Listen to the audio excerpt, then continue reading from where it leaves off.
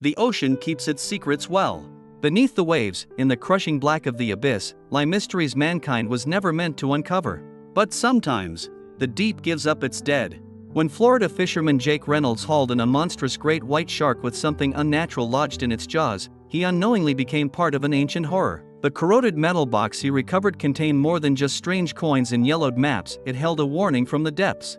Now, pursued by creatures that shouldn't exist and caught in a web of government cover-ups, Jake and his crew must survive long enough to understand the terrible truth. Some treasures should have stayed lost. Let us know where you are watching from and what time you found this video. We read every single comment and subscribe for more inspiring content. Year 2025, Florida, when Jake Reynolds, a veteran fisherman with saltwater in his blood and a lifetime of tales engraved into his sun-weathered face, imagined that his most amazing story would begin with a shark's gaping mouth, he was completely taken aback. Jake, the captain of the Marlin's Edge, had spent decades battling the riches of the ocean, which included grouper, snapper, and the odd marlin. However, nothing could have adequately prepared him for the beast that emerged from the depths on that fateful day. At that moment, the team was in the process of hauling in their lines when enormous impact occurred. Due to the fact that the rod was virtually bent in half, the line was screaming as it unwound. As they battled the beast for hours, their muscles burned and their hands were sore. A simultaneous cry ripped through the crew when it eventually breached the surface of the water. However, it was not simply a shark. This beast was a leviathan, a great white shark of startling size, with a hide that was covered in scars that told the story of fights won and victims consumed. Nevertheless, there was a problem. This creature had jaws that were grotesquely enlarged, and its gullet was inflated, as if it had ingested something that it was unable to digest. During the conversation, Carlos, Jake's first mate, mumbled a prayer in Spanish.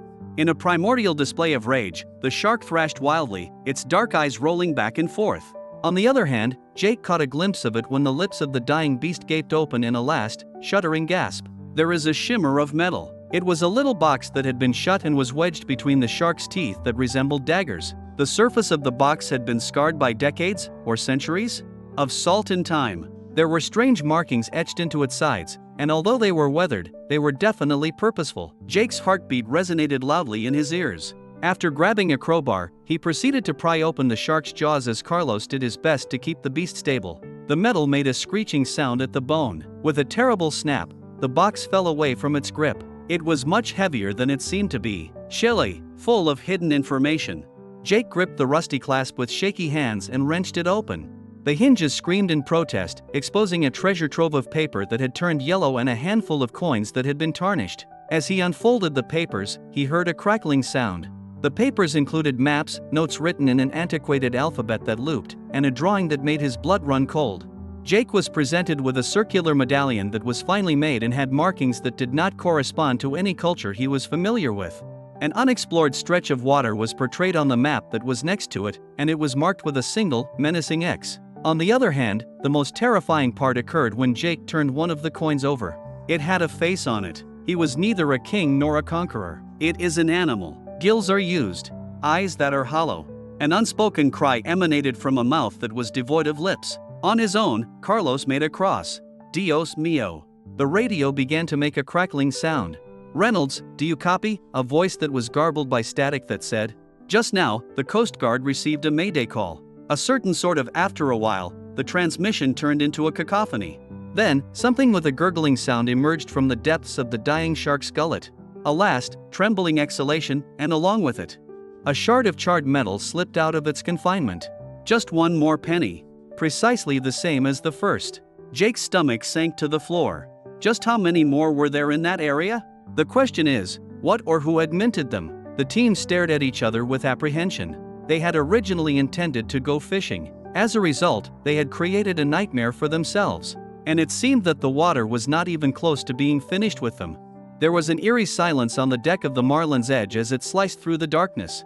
The contents of the metal box were scattered about the galley table, including the unusual coins, the brittle maps, and the drawing of the medallion. Jake Reynolds was quite concerned about the situation. The group crowded around, the wavering glimmer of a single swinging lamp illuminating their features as they observed the situation. In the beginning, Carlos was the one who broke the stillness. While he was rolling one of the coins between his fingers, he whispered, "That ain't no Spanish treasure. This thing, it's wrong." For something that was claimed to be hundreds of years old, the surface of the coin was strangely cold, and its edges were excessively exact. The monster that was carved on it looked back at it with eyes that were empty and knowing. Jake scratched his ears and forehead. "We need to get this to someone who knows what the hell it is." After then, the radio would shriek a blast of static, followed by a voice that was not from the Coast Guard. "Reynolds, you shouldn't have opened it." The crew became ice cold. The voice sounded moist and raspy, as if it were words that were pushed through gills. Jake came rushing toward the radio. "Who the hell is this?" There is no response. There was just the sound of a strong, repetitive dripping. "Next. They're coming up from the dark." It was a transmission failure. When I looked out the window, the ocean had become quite still. There are no waves. There is no breeze. There is nothing, just the Marlin's Edge floating about in a dark mirror. "Next, plunge in." Nothing was able to break the surface. It is not a fish. It's not a shark. It is a hand. The fingers, which were pale and webbed, grabbed at the air before sinking back farther under the waves.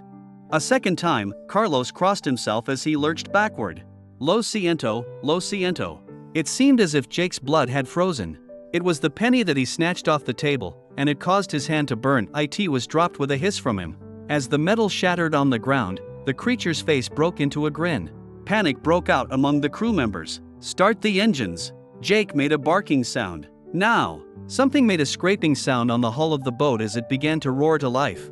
A figure presented itself on the deck. It was humanoid, but it was incorrect. Eyes that are glossy and black. Its neck is adorned with a pair of gills. There was a single phrase that it hissed as it opened its lips, showing fangs that looked like needles. "Mine." Jake did not engage in any thought. He reached for the closest harpoon and flung it into the creature's chest, causing it to explode. Black blood dripped across the deck, and where it made contact with the metal, it began to smoke. The monster let out a cry, which sounded like the sound of glass being ground, before it twisted itself free and sank back into the water.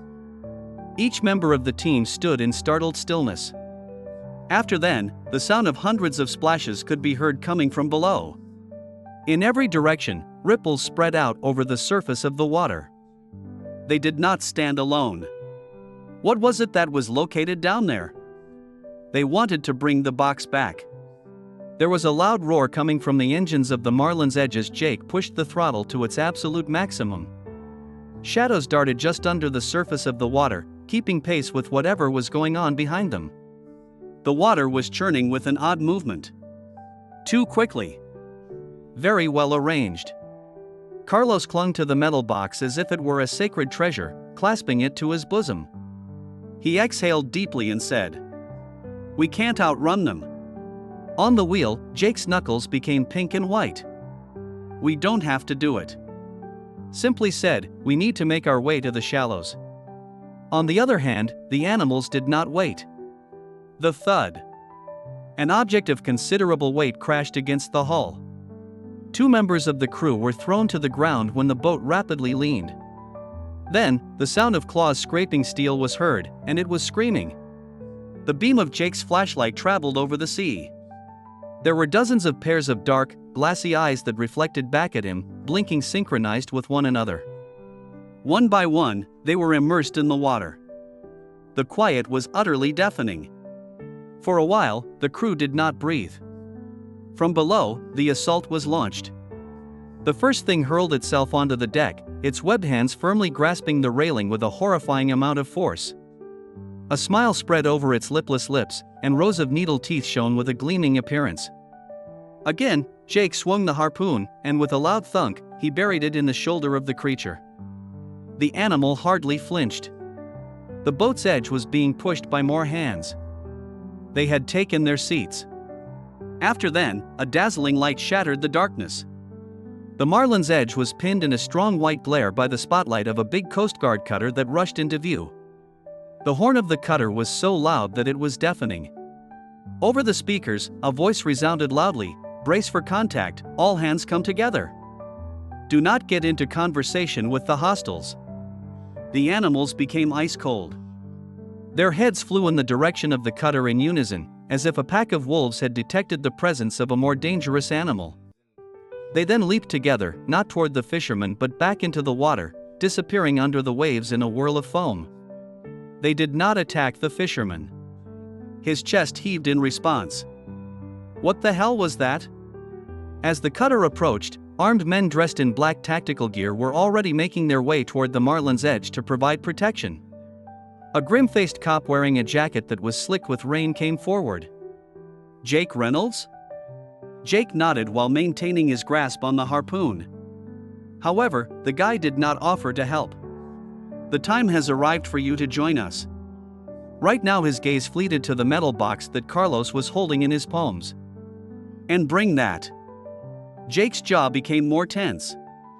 "Who are you?" Neither the man's face nor his attitude changed. "Lieutenant Voss. Deepwater Containment Division." He moved closer to the speaker, lowering his voice to a whisper. "You just woke up something that was supposed to stay buried."